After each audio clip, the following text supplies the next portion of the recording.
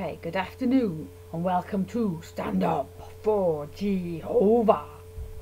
Now, here's an interesting thing. For the first 43 years of my life, when I sat on the sofa doing nothing, sitting on my arse, moaning and groaning about how unfair the world was, nobody came up to me and said, "Dean, what's the point of doing that? You're not going to change anything, are you?"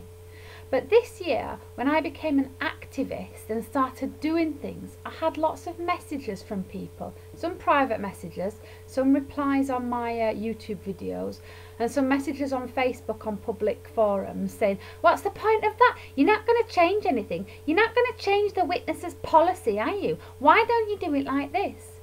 Well, I found this a really difficult argument to counter. And so I've sat down and I've thought about the main reasons why this argument properly winds me up and the rebuttals to it. So here's the first thing. Okay, when you say you're not going to change anything, you're making a massive assumption that I even want to change anything. It might be that I just want to cuddle everybody. It might be that I just want to cuddle everybody. It might be that I want to just raise awareness. It might be that I just want to educate people that my primary motivation isn't changing anything. Secondly, here's another massive assumption you're making. You know for a certainty, you know absolutely 100% that if I do what I do, nothing will change. Like, you've already done it and you've got empirical evidence to show that nothing will change. Okay, you're an expert on this. You've already done it. You're not going to change anything. Oh, okay, great. What you need to do, rather than just say, "What's the point? You're not going to change anything," you need to give me this empirical evidence that you've gathered on all these things you've done. Okay, here's my next argument. You're not Ofsted, are you? I'm a teacher. You're not Ofsted, where you just come in and say, "Oh no, you don't do your lessons like that," but you give absolutely zero guidance on how you do your lessons. You're not off apostate, where you can tell me how I'm doing it wrong, but you've got no ideas on how to do it right. Okay? If I want off apostate to come in and rate me, then I'll submit a request in writing to ask you. Here's my next argument. If your criteria for doing anything at all is ultimate success, surely that makes life really difficult. Yeah. Surely, yeah, it does. Yeah? If the only time you're ever going to do anything is when you know for a certainty that you will 100% succeed, then that makes life really difficult. How do you go about choosing a job, choosing a partner, having children? How does that work? How can you be so sure that these things are going to succeed? Hats off to you, that's incredible. What about this? Sometimes you need a lot of ideas to make one idea work. Sometimes you need 1,000 ideas to have one good one.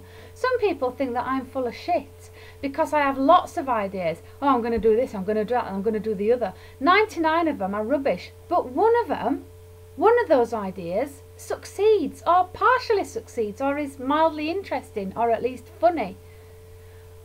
If the only time you're going to do anything, if the only idea you have is when it's the absolute winning idea, then hats off to you.